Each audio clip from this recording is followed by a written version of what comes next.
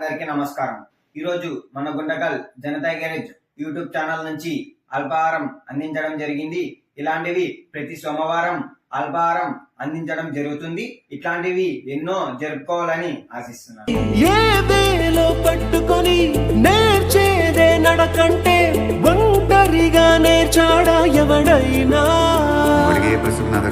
సాయం అందుకొని సాగేదే బ్రతుకంటే ఒంటరిగా బ్రతికాడా ఎవడైనా పదుగురు మెచ్చిన ఈ ఆనందం నీ ఒక్కడిదైనా జీవితంలో గెలవడం అంటే సంపాదించడమేనా?